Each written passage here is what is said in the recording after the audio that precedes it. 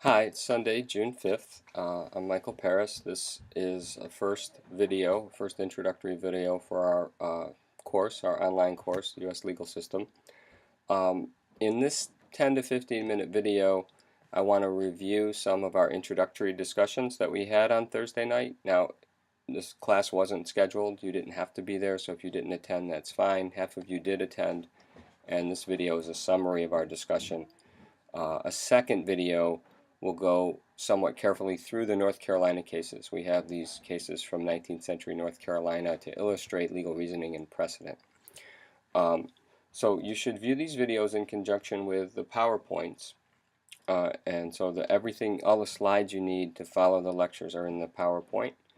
Um, and I guess I should begin where I began in class, which is just saying something about the course. It is not really a course about the technical nuts and bolts of the U.S. legal system.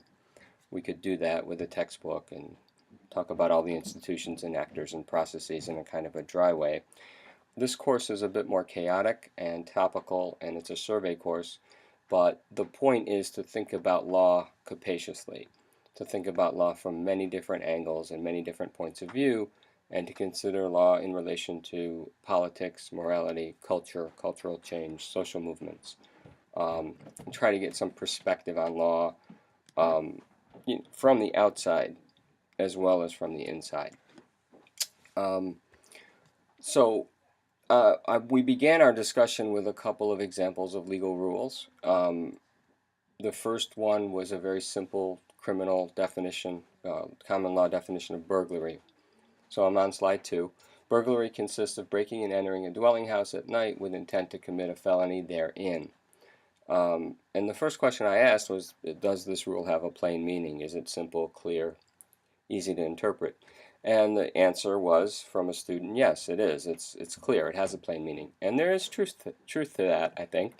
We can imagine scenarios that are clearly and unambiguously within the rule and would establish criminal liability. But then I complicated it by posing, hypothetical cases which made each term sort of questionable at its boundary. What is a dwelling house? Is a detached garage with a loft apartment above it, even if the criminal doesn't know someone's living there? Is that a dwelling house? You commit a crime if you break into a garage, but not this crime unless it's a dwelling house. What does it mean to do it at night? What is breaking and entering? What is intent? And all of these things can be problematic. And the point I was trying to make, I don't care about burglary, the point I was trying to make is that it comes at you, this rule, saying I have a plain meaning, I must have a plain meaning. We find out it doesn't. We find out that each of these terms provide occasions for a conversation about something. And then the question is, well, how do we go about interpreting it? Why do we call a dwelling house one thing and not another thing? What are we doing there? How do these terms relate to each other? And for a law, a statute, we lawyers and judges would look to the specific intent of the people who wrote it, the intent of the lawmaker, or maybe a slightly different idea, the central purpose of the rule to help interpret it. There might be some thought to justice in a particular case. There might be some thought to future consequences of a decision one way rather than another. It becomes very complicated. But at the end, when you're done, you have to shut it down. You have to act as though that first simplistic view is true. You have to decide and choose and give an argument for why you're deciding it one way rather than another. And this is an aspect of legal interpretation that can be very frustrating. If you're writing a poem, it can be both at night and not at night at the same time, but not if you're interpreting a legal rule where nighttime is important. Then on slide 2, we went on to look at another rule, the rule about rape, a common law definition of rape. And there, unlike the first case, where we didn't stop to question the rule itself, here, given where we are in our culture and ideas about autonomy and sexual violence, we did ask, is this a good way to define the crime? Central component of the definition is force. What is that going to mean? Is that the way to define the crime? And then once we agree, if we agree or we're forced to agree that that's the definition of the crime, then what is it and how do you know it? And what kind of cultural norms inform ideas about force? Are they gender neutral? And so we had some conversation about that. That's something we'll get back to right away this week with the Estrich and Schulhofer readings. And then I skipped over the fourth slide is the Fourth Amendment. We could view that as a rule of sorts, but we didn't. We skipped it. We didn't discuss it. And then we had some brief conversation about the Kafka parable, and I'm going to leave you to work through that. It's a parable from a posthumously published novel by Franz Kafka. There's some information about Kafka in the slides. And the parable is called Before the Law. And a man from the country comes before the door of the law. He meets a gatekeeper, a doorkeeper. The door is open, but he doesn't get permission to go in. He's not blocked by force. The doorkeeper stands aside. So this might tell us something about authority. He really is sort of being obedient to authority here. He could walk through it. He's not being prevented by force, but he doesn't want to go in without permission. He's warned off of that. And he waits and he waits and he asks, could I be admitted later? The doorkeeper says it's possible, but in the parable he waits out his whole life. And at the end he says, how is it that no one else has come before the door? Everyone wants to attain the law. And the doorkeeper says, well, and the man is dying now, this door was meant only for you, and I'm now going to shut it. And the question here is, does this parable help us think about any broader issues about law and law's relationship to power, or maybe even social domination? The man from the country is an outsider. He has to come in time and space to come to the law. He's uncertain of himself. He gets weaker and weaker as he bows down before authority. What are the obligations of doorkeepers? Is the problem at the level of the doorkeeper? We've all run into gatekeepers to institutions. I mean, how much responsibility do they have for how things go? What are their obligations to be helpful? Or more broadly, what are the obligations of government to be affirmatively helpful or help citizens know what their rights are, know what they need to do? And of course, there are no answers, but it's sort of like a Rorschach test. It helps us think about some of these broader questions of law's relationship to power and law's relationship to justice. So after we talked briefly about the Kafka parable, the next exercise, I'm on slide 13 now. What is law and why ask? So I want you to pay attention on the readings just before the North Carolina cases on pages 2 and 3 of the PDF file. Your editors ruminate about different large ways of understanding law. They ask you to free associate, and we did that in class. I say law, what do you say? Well, people said categories, boundaries, order, obedience, just what comes to mind when you think of law. Where do you get your ideas about law? And I'm going to read a couple passages here just so we can take a quick look here. They say, in fact, everyone has models of law and expectations that can be traced to television, newspapers, personal experience, family history, and other sources. The initial knowledge map can both interfere with and facilitate new learning, right? So play the free association game. And a few people said optimistic things, security, justice. Mostly there were more pessimistic things that we tend to associate with control and power in the area of, say, criminal law.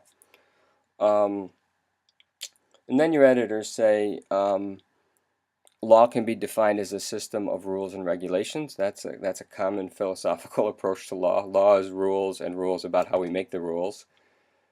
And where do the rules about how we make the rules come from? Just our conventions, our cultural conventions. Law can be conceived as a cover for the whimsy or discretion of officials, a forum for value inquiry, a sort of a set of institutions and terms to converse about values. in a way that involves stopping short of killing each other, um, conflict resolution, um, a game for elites, reflection or repression of popular will, or a way to preserve inequality and deny freedom. Um, again, definitions of law, abstract conversations don't get us very far, but we do have to start there. So on my next slides, 2 slides, and I'm going to end the video here, and this is important, slides 15 and 16 give you two kind of basic abstract definitions of law. One is from a political scientist who emphasizes authoritative statements or rules, that is, statements with authority or authoritative, meaning somebody has been given the legitimate power to make these rules, that have the force of governmental sanctions behind them. Very simple. It's a rule proffered, written down by somebody who has the power to make it, and it will be enforced with violence if need be. That is law. And that is the way political scientists tend to think about law. There's a second definition from a very prolific scholar named and brilliant scholar named Austin Serrett, and I heard him give this at a talk once, and I thought it was better. It's a little bit infuriating because there's so much going on in it, but this one better reflects our approach in this course. You don't have to buy it. It kind of takes the government out of the central, out of the spotlight, right? And that's interesting. So law is a set of historically and culturally specific norms and practices. And in class we said historically and culturally specific means that what law is does vary a lot by time and place, right? What's law in one society isn't law in another, and our laws are much different now than they were even 20 years ago. A set of historically and culturally specific norms and practices, which these norms and practices combine moral argument, B, distinctive institutions, and that's important because how are these distinctive institutions established? How are officials recruited and trained when they occupy roles in these official institutions? So combine moral argument, distinctive institutions, and the social organization of violence. We don't think of judges as persons of violence, but in fact they are. And I illustrated the idea of the social organization of violence by imagining a lawyer running up the steps of the Supreme Court with a petition to stay an execution, which probably is taking place in Huntsville, Texas, 2,000 miles away. The judge signs the paper. The prisoner does not die. The judge refuses to sign the paper. That execution will happen within minutes, 2,000 miles away. That's the social organization of violence. And I think, in this class, we're going to be working on getting some purchase on these distinctive institutions, courts, lawyers, juries. We have a unit on the jury. We will see that law provides an occasion for moral argument. Sometimes it stridently rejects the relevance of an ethical or moral frame, and it has to be indifferent to moral questions. Sometimes we'll see law and morality come into conflict. What will you do if your deepest moral convictions require you to disobey the law? And what should a system, what should a jury do in that situation? Most